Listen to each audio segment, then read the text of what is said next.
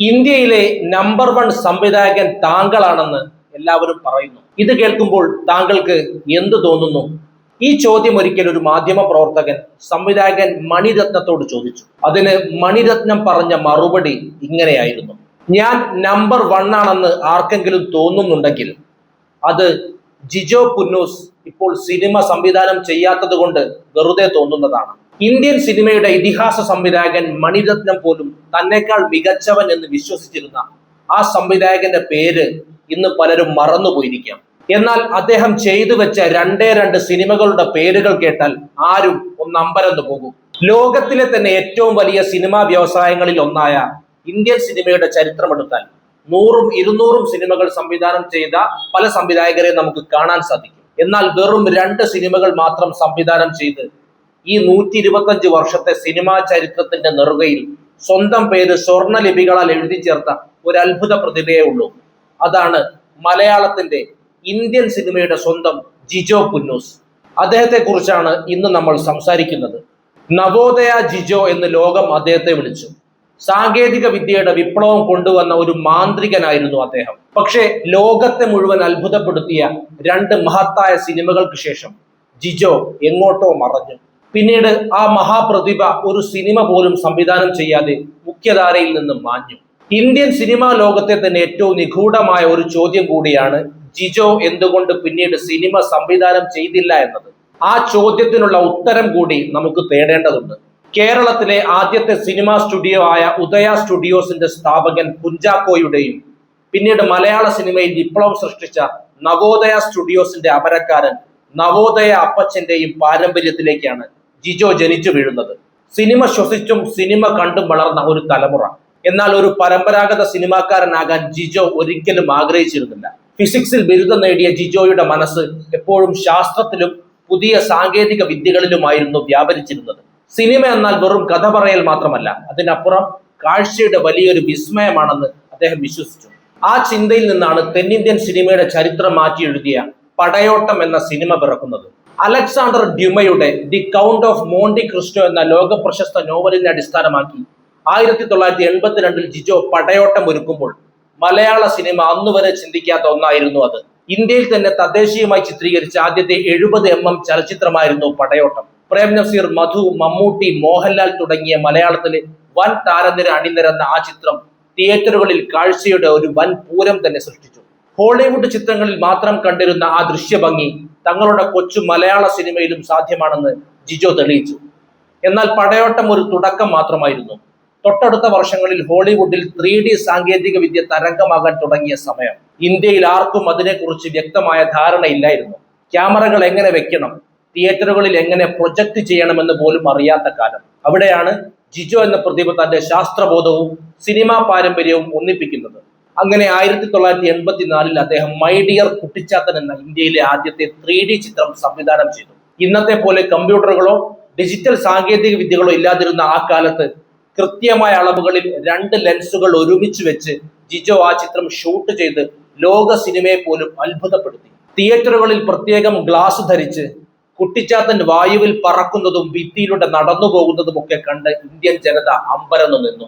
മലയാളത്തിൽ മാത്രമല്ല, ഹിന്ദിയിലും തമിഴിലും തെലുങ്കിലുമൊക്കെ മൊഴി മാറ്റി റിലീസ് ചെയ്ത ആ ചിത്രം കോടികളാണ് വാരിക്കൂട്ടിയത്. ഒരു പ്രാദേശിക സിനിമയ്ക്ക് എങ്ങനെ ഇന്ത്യ മുഴുവൻ തരംഗമാകാമെന്ന് ബാഹുബലിക്കും KGF-നും പതിറ്റാണ്ടുകൾക്ക് മുൻപേ കാണിച്ചു തന്ന സംവിധായകനാണ് ജിജോ.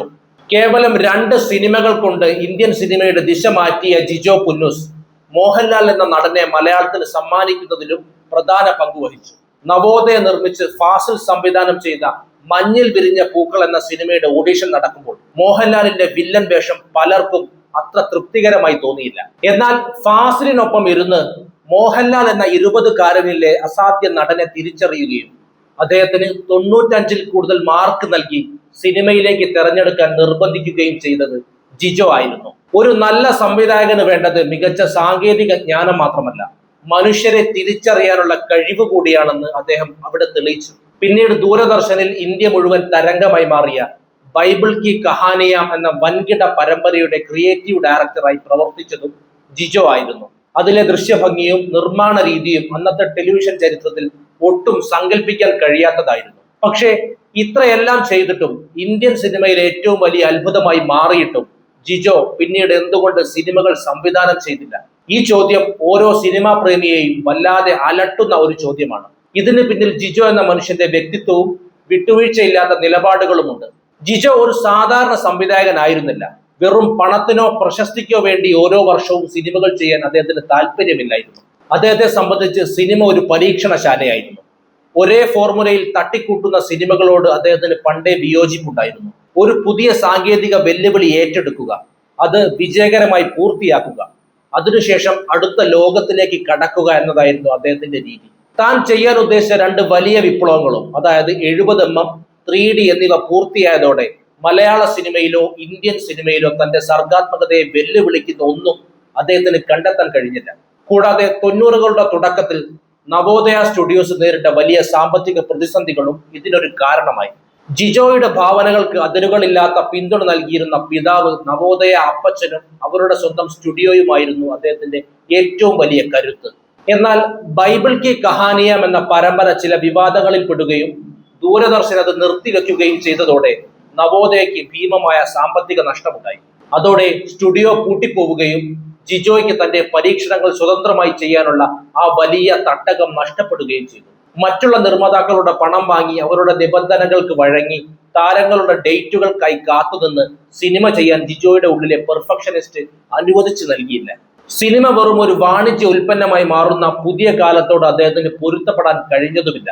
സിനിമാ സംവിധാനം നിർത്തിയെങ്കിലും ജിജോ തന്റെ ക്രിയേറ്റീവ് യാത്രകൾ അവസാനിപ്പിച്ചിട്ടില്ല.